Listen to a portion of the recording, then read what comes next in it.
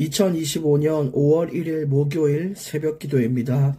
오늘 말씀은 잠언 28장 1절에서 8절입니다. 잠언 28장 1절에서 8절. 말씀의 제목은 여호와를 찾는 자, 여호와를 찾는 자입니다. 여러분, 어떤 사람이 늘 매일같이 고무줄을 봉에 걸어놓고 두 다리를 고무줄 위에 밟고 서서 다리를 접었다 폈다 늘 하는 거예요.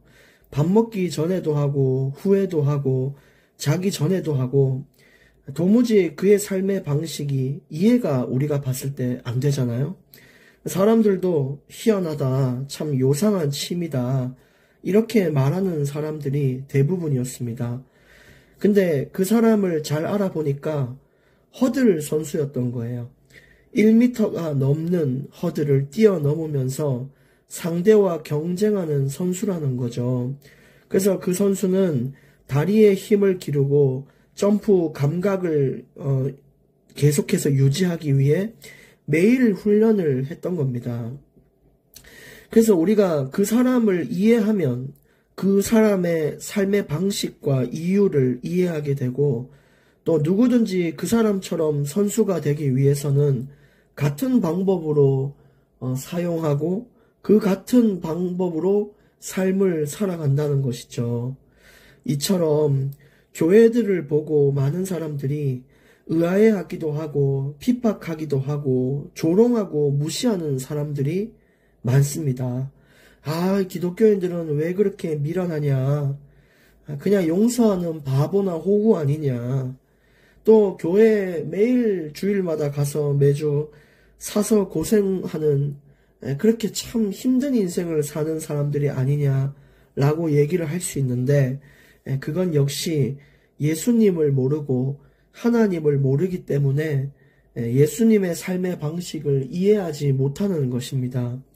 만약에 그 사람들이 예수님이 누구신지를 알면, 또 그렇게 하나님이 누구신지를 알면, 저것이, 저 삶의 방법이 예수님이 주신 구원의 통로이며 세상을 비추는 길임을 알게 될 것인데, 그런 노력이 그들에게는 없는 것이죠. 그래서 우리가 살아가는 이 삶의 방식이 예수님이 주셨음을 믿고 주님을 더욱 찾고 그분을 닮아가고 알아가기를 힘써야 됩니다. 우리가 예수님을 더 알면 알수록 우리 인생은 더 주님을 닮아가게 되고 말씀대로 살아가는 것이 어렵지 않게 될 것입니다. 오늘 또 주님 주신 말씀을 함께 나누겠습니다. 1절 말씀, 악인은 쫓아오는 자가 없어도 도망하나 의인은 사자같이 담대하니라. 도둑이 제발 저린다는 말 들어보셨죠? 법을 어긴 자는 늘 불안한 마음을 갖고 살게 됩니다. 말씀을 어긴 자도 마찬가지입니다. 늘 마음의 찝찝함과 부끄러움과 하나님을 향한 죄송함을 담고 살게 되는 것입니다. 그러나 하나님 앞에 떳떳하게 살아갈 수 있는 자는 그 평안 역시도 그 사람을 따르게 될 것입니다. 그렇기 때문에 우리가 하나님의 말씀대로 떳떳하게 살 수 있도록 힘을 써야 되지, 그렇지 않으면 내 마음의 어려움은 계속 오고 내 마음의 확신은 계속 사라지고 정말 항상 안식하지 못하는 내 마음의 아픔이 나를 계속 따라다닐 것입니다. 그래서 항상 여호와를 찾고 간구하고 말씀 따라 살기를 애쓰는 자에게 오늘 주님께서 놀라운 평안의 은혜를 더하실 줄 믿습니다.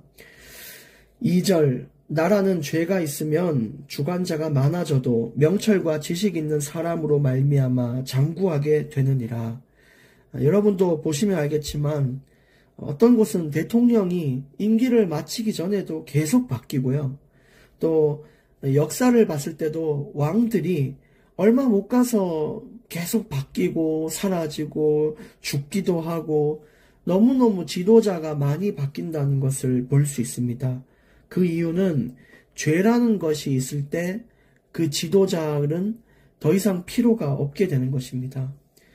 예를 들어 요셉과 다니엘 같이 하나님 앞에 이 음란의 범죄도 행하지 않고 자신을 삼가하고 주님의 영광을 위해 목숨을 바치며 살았던 이런 지도자들은 결코 금방 바뀌지 않고 아주 나라에 오랫동안 공을 세우는 일을 했고요. 다니엘 역시 바벨론의 왕이 4번 바뀔 때까지 고위 공직자로서 왕을 섬겨왔습니다. 그것처럼 리더의 도덕성은 그 나라의 안정을 결정합니다. 하나님 앞에 당당한 자, 이런 인생이 또 안정적인 인생으로 살 수 있는 것입니다. 저는 그게 잘 안 되는데요. 자꾸 타락하고 범죄하게 되고 내 육신을 따라 사는데요. 그렇기 때문에 오늘 드리는 말씀입니다. 계속 여호와를 찾으라는 것입니다. 하나님, 이런 저를 찾아달라고, 이런 나를 변화시켜 달라고, 주님, 이런 선택지가 있을 때 어떻게 해야 하냐고, 주님을 찾고 찾는 자에게 하나님은 의인의 길을 허락하실 것입니다. 3절 말씀, 가난한 자를 학대하는 가난한 자는 곡식을 남기지 아니하는 포구 같으니라. 여러분, 곡식을 남기지 않고 파괴하는 포구 같은 그런 것들은 사람들의 희망을 빼앗고 못 먹고 가져갈 것도 없게 만드는 아주 파괴적인 범죄를 나타내는 비유입니다. 근데 그것이 어떤 비유냐? 가난한 자가 가난한 자를 학대하는 것이 그만큼 중범죄라는 거예요. 자기도 가난해놓고 더 가난한 자를 괴롭힌다는 것이죠. 어떤 드라마에도 대사를 본 적이 있는데, 자기가 어릴 적에 너무너무 가난했다 보니까 가난한 사람을 경멸한다는 거예요. 근데 성경의 원리는 그것이 아니죠. 내가 가난했다면 더 가난한 사람을 돌볼 수 있어야 되고, 내가 하나님을 몰라서 살았던 죄인의 그 안타까운 인생이면 또 다른 죄인으로서 살아가는 자들을 돌볼 수 있어야 되고, 내가 상처 많은 인생이면 나보다 더 상처 많은 사람을 돌볼 수 있는 인생, 이것이 복이 있는 인생인데, 개구리가 올챙이적 생각 못한다고 의인이 죄인일 적을 생각하지 못하고 행하는 거, 이런 것들도 하나님 볼 때에 결코 용서받기 어려운 부분들입니다. 그래서 우리가 하나님의 뜻대로, 하나님의 법대로 살아야 되지, 우리의 상처 때문에 또 다른 상처를 만들거나 우리의 가난 때문에 나보다 더 가난한 사람을 조롱하여 내 자존감을 세운다거나, 이런 일은 결코 일어나서는 안 될 일일 것입니다. 그게 주님의 방법입니다. 4절, 율법을 버린 자는 악인을 칭찬하나 율법을 지키는 자는 악인을 대적하느니라. 결국 이 율법이 없는 사람들, 세상 밖의 사람들, 불신자들도 다 율법이 없는 자들이거든요. 그러니까 선과 악의 기준이 없어진 거예요. 주님은 이것이 좋은 거고 이것이 나쁜 거다라고 말씀을 주셨어요. 모든 인간에게 주신 지침서예요. 근데 이 율법을 버린 자들은 악한 것을 보고 맞다라고 합니다. 특히 그 중에 동성애라는 것은 죄이며 악이라고 하나님은 말씀하셨는데 존중해야 되지 않냐? 자신들이 그 기준을 정해서 하나님의 율법을 무시하고 있습니다. 그래서 율법을 지키는 우리들은 악인을 대적해야 되는데, 그 대적하는 방법은 진리를 말하는 것입니다. 그것이 아니다, 사람들 눈치 볼 것이 아니라 아닌 것을 아니라고 말할 수 있는 지혜가 필요합니다. 멱살 잡고 싸울 필요는 없지만 하나님 주신 지혜로서 마땅히 우리가 그것을 선한 방향으로 틀 수가 있는 것이죠. 5절도 보겠습니다. 악인은 정의를 깨닫지 못하나 여호와를 찾는 자는 모든 것을 깨닫느니라. 그래서 아까도 말한 대로 악인들은 자꾸 묻습니다. 야, 좋은 게 좋은 거고 존중을 해야지, 왜 동성애를 욕을 하냐? 그들도 인간들이고 그들의 마음대로 살 권리가 있지 않냐? 이거 역시 여호와를 모르기 때문에, 하나님을 모르기 때문에 이야기하는 실수인 것입니다. 우리가 하나님을 찾고 하나님을 이해하고 하나님을 알면 알수록, 지금 내가 행하고 있는 것이 죄였구나, 이렇게 살아서 이 땅에 문제가 왔구나, 하나님은 여기서 돌이키기를 기다리고 계시는구나, 나를 구원하기 위해 예수님을 보내셔서 십자가에서 예수님이 죽으심으로 우리에게 구원의 길을 열어주셨구나. 우리가 도무지 하나님을 아는 지혜가 없으니 예수님을 통하여 그 지혜의 문을 여셨구나. 이걸 깨닫게 되면서 인생의 올바른 변화가 일어난다는 것입니다. 여러분, 부디 사망의 길로 가지 마시고 예수님이 주신 생명의 길로 가길 원합니다. 이 작은 생각 하나가 사망의 길로 가고 있다는 것을 모르고 사는 사람들이 더 많다는 것입니다. 진리를 말해야 돼요. 6절, 가난하여도 성실하게 행하는 자는 부유하면서 굽게 행하는 자보다 나으니라. 여러분, 성실하게 행하는 자는 하나님께 보상을 받고 돈 많아도 하나님 뜻과 다르게 사는 자는 하나님의 심판을 받습니다. 그러니까 우리가 하나님을 알면 알수록 돈보다는 정직하게 사는 거, 성실하게 사는 것이 더 맞구나. 왜냐? 하나님을 알면 알수록 그 심판하시는 하나님이 얼마나 무서운 분인지, 두려운 분이신지, 정말 강경하신 분이신지를 깨닫게 됩니다. 그 하나님 앞에 경외함으로 섰을 때 우리는 돈보다 마땅히 정직과 성실을 선택할 수 있게 됩니다. 이거 역시도 하나님을 알수록, 그 여호와를 찾을수록 이 사실을 깨닫게 되는 것이죠. 그래서 도무지 나는 아직도 돈이 좋다라고 하는 분들은 내가 하나님을 더 알게 해달라고 기도해 보시기를 바랍니다.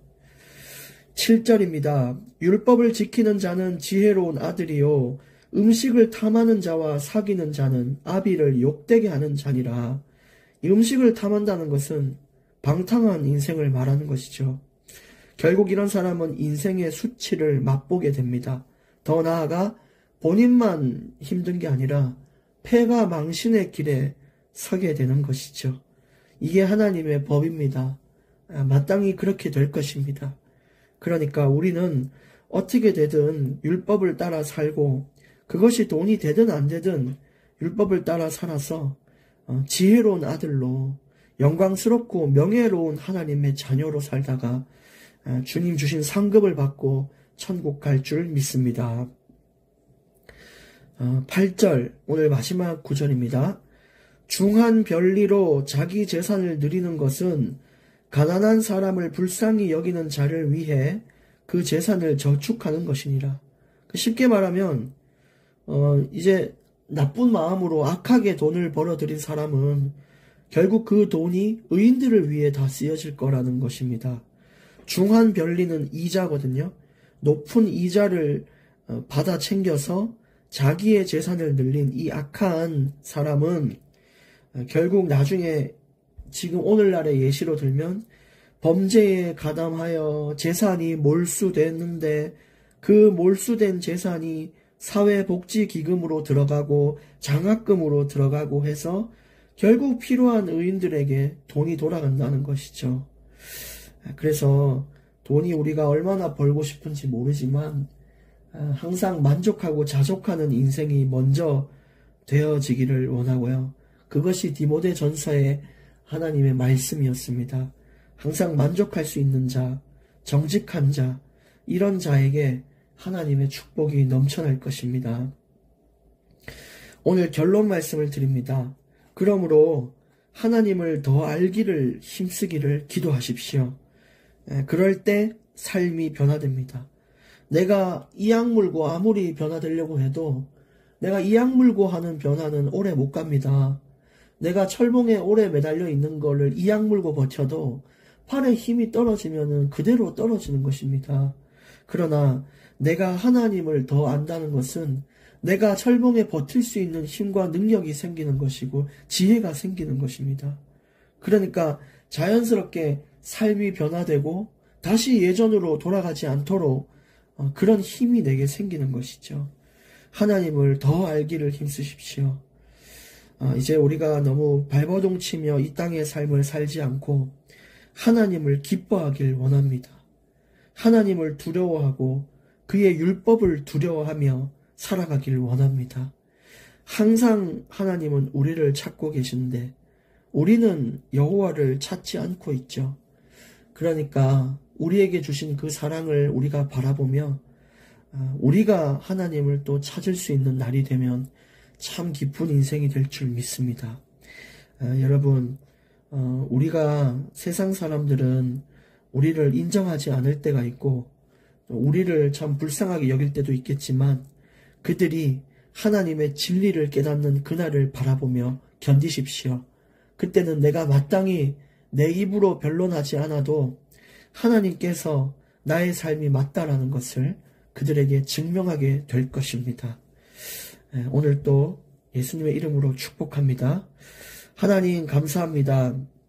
오늘 주신 말씀처럼 늘 나를 찾고 기다리시는 놀라운 사랑의 여호와를 우리가 믿고 이제는 우리가 그 여호와께 사랑을 드릴 수 있는 또 여호와를 우리가 더 많이 찾고 나아갈 수 있는 그런 의인의 인생을 살게 하여 주시옵소서.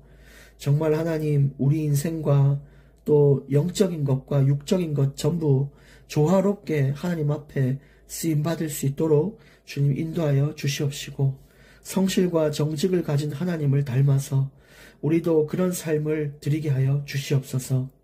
세상 사람들이 이해하지 못하는 우리 인생이지만 하나님께서 기억하고 인정해 주시기를 원합니다. 모든 것을 감사드리며 예수 그리스도 이름으로 기도합니다. 아멘.